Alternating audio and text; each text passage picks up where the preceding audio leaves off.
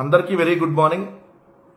ఆంధ్రప్రదేశ్ రాష్ట్రాన్ని పట్టి పీడిస్తున్నటువంటి yellow terrorism ఏదైతే ఉందో దానిలో భాగంగా రెండు ప్రధానమైనటువంటి టెర్రరిస్ట్ పత్రికలు ఆంధ్రప్రదేశ్ రాష్ట్రంలో ఉన్నటువంటి ఒకటి రోతనాడు, రెండు బూతుజ్యోతిలో దాని మీద మనం చేస్తున్నటువంటి యుద్ధంలో భాగంగా ఈరోజు ఏమొచ్చినాయో ఒకసారి మనం డిస్కస్ చేద్దాం. నిన్న నరేంద్ర మోడీ గారు వచ్చారు కాబట్టి ఖచ్చితంగా అమరావతికి సంబంధించినటువంటిదే ప్రధానంగా ఉంటుంది అనేది అందరికీ తెలుసు కాబట్టి ఈరోజు పత్రికలు చూస్తే కూడా ఆ రెండు పత్రికల్లో మొత్తం అన్ని పేజీలు అమరావతికి సంబంధించినటువంటి వార్తలే. అమరావతి ఓ అధునాతన శక్తి, అమరావతి కేవలం ఒక నగరం కాదు, అది ఒక శక్తి, ఆంధ్రప్రదేశ్ అధునాతన ప్రదేశ్గా మార్చేటటువంటి గొప్ప శక్తి శక్తి శక్తి అమరావతి. అమరావతిని 3 ఏళ్లలో నిర్మిస్తాం చంద్రబాబు నాయుడు. 5 కోట్ల మంది నా రాజధానిని గర్వంగా చెప్పుకునేలాగా నిర్మిస్తాం. అమరావతిలో క్వాంటమ్ వ్యాలీ, దేవతలు ఆశీర్వదించారు అమరావతిని. అమరావతిలో జన జాతర, అమరావతి ఆత్మగౌరవ ప్రతీక, అమరావతి అవకాశాల రాజధాని, అమరావతి జయ జయ జయ జయ హో అమరావతి. అమరావతిని ఆపే దమ్ము ఎవరికైనా ఉందా? అమరావతి అన్స్టాపబుల్, అమరావతి సర్వశ్రేష్ఠ రాజధాని, దేశానికే తలమానికం. అమరావతిలో మోడీజీ హమ్ ఆప్కా సాథ్ హై. మోడీజీ ఎవరన్నా ఆపే శక్తి ఉందా? మనమే చేయాలి, మనమే చేయాలి.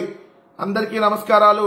నరేంద్ర మోడీ గారు స్పీచ్ కూడా రాశారు. ఓకే, ఇంకా చాలా మర్చిపోయారు. నిన్న అమరావతి భారతదేశం గర్వించేది ఏంటి? ప్రపంచం కదా గర్వించేది. ప్రపంచ స్థాయి రాజధాని కదా.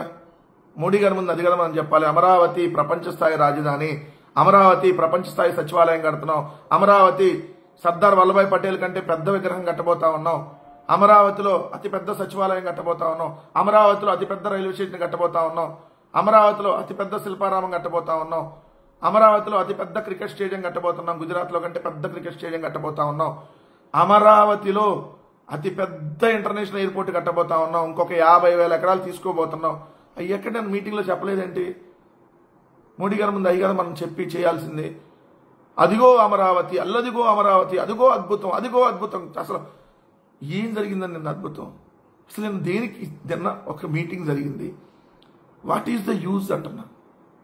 ఆంధ్రప్రదేశ్ రాష్ట్రానికి కానీ రాష్ట్ర ప్రజలకు కానీ నిన్న మీరు దాదాపుగా ఒక 500 కోట్ల రూపాయలు ఖర్చు పెట్టి ఓ 270 ఎకరాల్లో ఏదైతే ఒక 8,000 బస్సులు, ఒక 5,000 కార్లు పెట్టామని చెప్పి ఏదైతే ఆంధ్రప్రదేశ్ రాష్ట్రంలో ఉన్నటువంటి 26 జిల్లాల నుంచి జనాల్ని తరలించి ఓ పెద్ద కార్యక్రమం చేశారు. నరేంద్ర మోడీ గారిని పిలిచారు. ఏంటి దానివల్ల యూజు? అసలు నిన్న దేనికి సంబంధించిన నిన్న శంకుస్థాపనలు జరిగినాయి?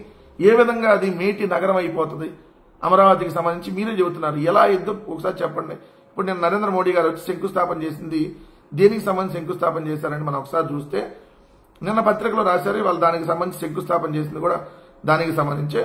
ఆ వార్తల్లో మనం ప్రధానంగా చూస్తే చంద్రబాబు నాయుడు గారు మొన్న మాట్లాడుతూ అమరావతి ఒక అపరూపం, మేము మేటి నగరంగా నిలిచేటటువంటి 11 ప్రాజెక్టులకు ఇక్కడ శంకుస్థాపన చేయబోతున్నాం అని చెప్పి నిన్న శంకుస్థాపన చేశారు. ఏంటి ఆ మేటి ప్రాజెక్టులు అంటే, ఒకటి హ్యాపీనెస్ టవర్స్, అంటే ఒక రెసిడెన్షియల్ ప్రాజెక్ట్, ఒక అపార్ట్మెంట్ లాగా కడుతున్నారు. అదొకటి అమరావతికి అపరూపం, తలమానికం అయిపోయిందంట.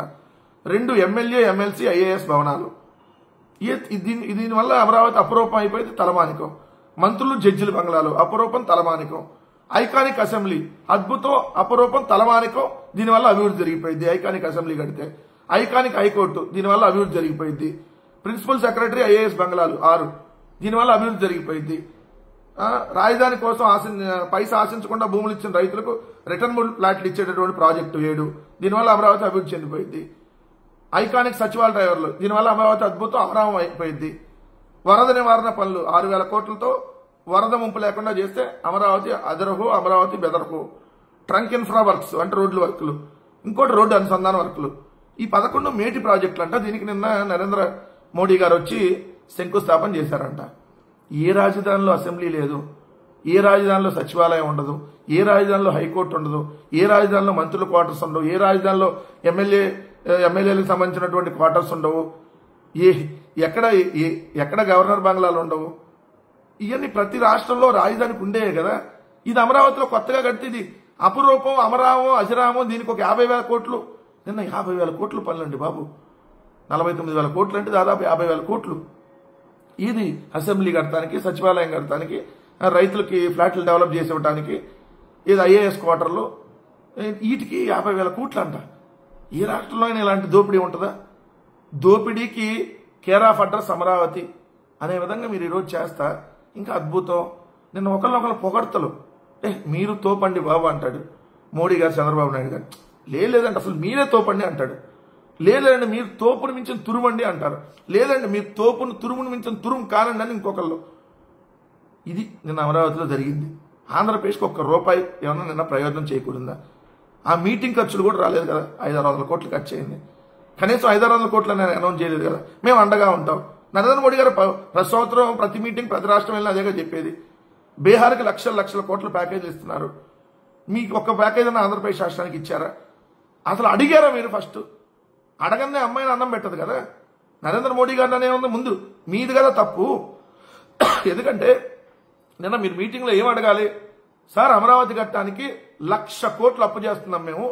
1,00,000 ఎకరాలు 3 పంటలు పండేటటువంటి భూముల్ని, ఏదైతే పచ్చడి భూముల్ని నాశనం చేసి కడతా ఉన్నాం. సో మీరు ఆ కార్యక్రమానికి వచ్చినందుకు ధన్యవాదాలు. ఆ 1,00,000 కోట్ల అప్పులో కనీసం 10,000-20,000 కోట్లన్నా సాయం చేయండి. ఇది కదా అడగాల్సింది రాష్ట్ర ముఖ్యమంత్రి కానీ ఉప ముఖ్యమంత్రి కానీ. ఆ మీటింగ్లో సొల్లు కబుర్లు చెప్పిన వాళ్ళు కూడా ఒక్కళ్ళు కూడా ఇవన్నీ అడగకుండా, సార్ మీరు తోపండి, మీరు రావటం వల్ల ఇక్కడ వర్షం ఆగిపోయిందండి, మోడీ గారు రావటం వల్ల వర్షం ఆగిపోయిందంట. అద్భుతం. నమో మోడీ అనంటలేతే అసలు వర్షం మంచి సూచిక ఒకవేళ పడితే. సో వర్షం అయిపోయింది, ఒక పెద్ద మ్యాటర్ కాదనుకోండి. సో ఏంటిది? ఏంటి ఉపయోగం? ఏంటయ్యా మీ వల్ల ఉపయోగం? నిన్న జరిగిన మీటింగ్ వల్ల ఏంటయ్యా ఉపయోగం? ఒకటన్నా చెప్పండి కనీసం. ఇదిగో ఇది ఇచ్చాడండి అమరావతికి, అండగా ఉంటా అన్నాడు, మాట ఇచ్చాడా? ఈ మాట ఏం తీసుకెళ్ళి ఎక్కడ పెట్టుకోవాలి? నరేంద్ర మోడీ గారు ఎంతకంటే ఎక్కువ మాటలు చెప్పాడు. అసలు ఆయన చెప్పే మాటలు ప్రపంచంలో ఎవరు చెప్పరు. కానీ ఏమైనా మాటలు నెరవేరుస్తారా? చంద్రబాబు నాయుడు గారు ఎందుకు ఈ రాష్ట్ర ప్రజలను పట్టి పీడిస్తా ఉన్నారు? 1,00,000 కోట్ల అప్పు, దాంట్లో కేంద్ర ప్రభుత్వం రూపాయి ఇవ్వదు. కాకపోతే షూరిటీ ఉంటుందంట, ఓ 15,000 కోట్లు మాత్రం షూరిటీ ఉంది. మొన్న సింహాచలంలో 7 ఏదైతే చనిపోయారో ప్రభుత్వ నిర్లక్ష్యం వల్ల, ప్రభుత్వ అసమర్థత వల్ల, అవినీతి వల్ల, దానికి సంబంధించి మొన్న కమిటీ వేస్తే ఆ కమిటీ సంబంధించినటువంటి చైర్మన్ సురేష్ కుమార్ గారు నిన్న మీడియాతో మాట్లాడుతూ నోటి మాటతో గోడ కట్టేశారు. నోటి మాటతో అధికారులు చెప్పడంతో హడావిడిగా నిర్మాణం చేపట్టిన కాంట్రాక్టర్ నాణ్యత చూడలేదు, నీటితో తడవలేదు.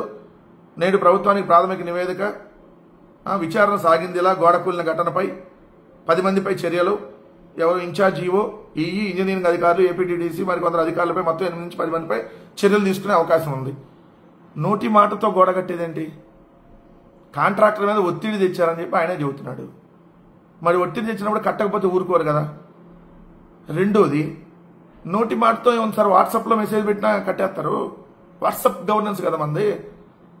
వాట్సాప్ గవర్నెన్స్లో ఇదిగో కట్టేయంటే కట్టేసేస్తారు.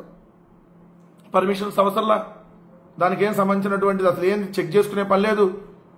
ఎందుకంటే తంతె పడిపోయే తాత్కాలిక గోడ కదా. తాత్కాలిక గోడ కట్టమంది వాళ్ళు కూడా.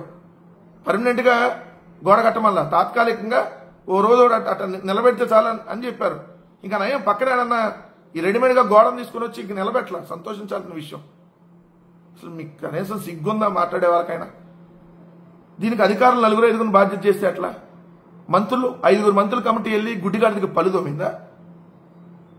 ఆయన నోటి మాటతో కట్టేశారంట. నోటి మాటతో కట్టేసేటప్పుడు మంత్రుల కమిటీ ఏం చేస్తుంది అక్కడ? పోలీసులు ఏం చేస్తున్నారు? 2,000 మంది పోలీసులు బందోబస్తు పెట్టారన్నారు. క్యూ లైన్ల దగ్గర బందోబస్తు నిర్వహించే ముందు అసలు ఇక్కడ ఏమన్నా అనుమానాస్పద వ్యక్తులు ఉన్నారా? అనుమానాస్పద వస్తువులు ఏమైనా ఉన్నాయా? అనుమానాస్పదంగా అక్కడ ఏమైనా ఉన్నాయా? 2, భక్తులకి ఏమైనా ఇబ్బంది జరిగేటటువంటి అక్కడ ఏమన్నా వాతావరణం ఉందా? అది గోడ అవ్వచ్చు, ఫెన్సింగ్ అవ్వచ్చు, ఇంకేదైనా అవ్వచ్చు. ఇవన్నీ చెక్ చేసుకోవాల్సినటువంటి బాధ్యత పోలీస్ యంత్రాంగం మీద కూడా ఉండదా? దేవాదాయ శాఖ మీద ఉండదా? మంత్రుల కమిటీ వెళ్ళి గుడ్డిగాడికి పళ్ళు తోమి వచ్చారా? లేదంటే శుభ్రంగా దేవుడి దర్శనం చేసుకొని ప్రసాదం తిని ఫోటోలకు ఫోజులు ఇచ్చి వచ్చారా? పనులు జరుగుతున్నట్టు పరిశీలించలేదా? 2 లక్షల మంది వస్తారనేటటువంటి పెద్ద కార్యక్రమం చందనోత్సవం అంటే సింహాద్రి అప్పన్న. అలాంటి దాంట్లో అంత నిర్లక్ష్యంగా వ్యవహరిస్తే 4 అధికారుల మీద ఇచ్చేసి మీద అయిపోయిందని తూతూ మంత్రంగా దులిపేసుకోవాలనుకుంటే ఎంత దుర్మార్గమైనటువంటి చర్య. వాట్సాప్ గవర్నెన్స్ అని నవ్వొచ్చింది నాకు. వాట్సాప్లో మందు ఏమేమి మందు మీ దగ్గర స్టాక్ ఉందంటే పెడుతున్నారు వాళ్ళు. Sumo whisky, short whisky, Bengaluru malted whisky, Kerala malted whisky, Bengaluru brandy, ₹99 brandy, home delivery charges plus WhatsApp payment కొట్టేసినా పర్లా, గూగుల్ పే, ఫోన్పే, పేటీఎం ఏది కొట్టేసినా ఇచ్చేస్తారు. ఇంటికి వచ్చి హోమ్ డెలివరీ. ఇది డెత్ సర్టిఫికేట్, బర్త్ సర్టిఫికేట్ అన్ని ఏమైనా కావాలంటే లంచాలు. వాట్సాప్ గవర్నెన్స్ దేనికి పని చేస్తుందంటే ఇదే. వాట్సాప్లో మెసేజ్ పెట్టేస్తాడు, ఇది కొట్టేసి ఇది కట్టేసి, అవసరం లేదు దీనికి పర్మిషన్లో కట్టేసి. ఇదే ఎంత దారుణం, ఎంత దుర్మార్గం. ఈ రాష్ట్రంలో ఎక్కడికక్కడ మొన్న కూడా చూస్తే మీరు తిరుపతిలో కూడా అధికారులు తప్పిదమంట. ఈవోకి సంబంధం లేదు, చైర్మన్కి సంబంధం లేదు, దేవాదాయ శాఖ మంత్రికి సంబంధం లేదు. తొక్కిసలాటికి ఓన్లీ అక్కడ కింద ఉన్న 4 అధికారుల బాధ్యత చేస్తే సరిపోయింది. అధికారులు ఏం చేస్తారు?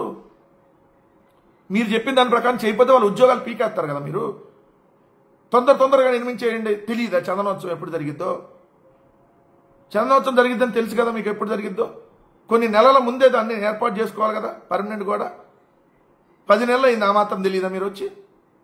ఇంత దుర్మార్గంగా ఉండి దీన్ని కూడా మసిపూసి మారేడుకాయ చేసి 4 అధికారుల మీద వేస్తే అయిపోయింది. ఎందుకంటే అంతకుముందు గోదావరి పుష్కరాలు కూడా అలానే 29 మంది చంద్రబాబు నాయుడు గారు వాళ్ళు చనిపోతే జస్టిస్ సోమయాజుల కమిషన్ ఒకటి వేసి 3 ఏళ్ల తర్వాత ఆ కమిషన్ రిపోర్ట్ ఇచ్చి దోషం భక్తులది పాపం మీడియాదని ఇచ్చింది. దోషం భక్తులది పాపం మీడియాదంట 29 మంది చనిపోతే.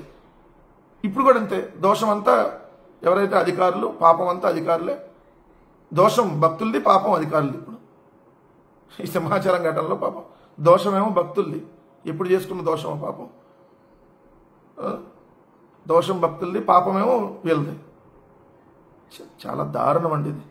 4 అధికారులు ఎవరినో ఇచ్చేసి సస్పెండ్ చేసేస్తే అయిపోయిందని అనుకుంటే, ఇది మంత్రుల కమిటీ బాధ్యత తీసుకోవాలి. దేవాదాయ శాఖ మంత్రి రాజీనామా చేయాలి. ఇంకోసారి ఇలాంటి సంఘటనలు జరగకుండా చర్యలు తీసుకోవాలి. సో ఇది ప్రభుత్వం చేయాల్సినటువంటి కనీస బాధ్యత. ఇది గుర్తుపెట్టుకోండి. పత్రికల్లో ఇంకా వాళ్ళని బదలాం చేయటం మానేసి మీ పత్రికలు రాయాల్సింది కూడా అది. దేవాదాయ శాఖ మంత్రి ఎక్కడ ఎందుకు రాజీనామా చేయడానికి రాయండి. మీ 2 పత్రికలు ఎటు రాయి. మీరు టెర్రరిస్టులు కదా, మీరు తెలుగుదేశం కోసం పనిచేసేటటువంటి టెర్రరిస్టులు. పేరుకే పత్రికలు మీరు నడుపుతుంది. ఒక టెర్రరిజాన్ని ప్రజల్లోకి తీసుకెళ్తున్నారు, దాని పేరు ఎల్లో టెర్రరిజం.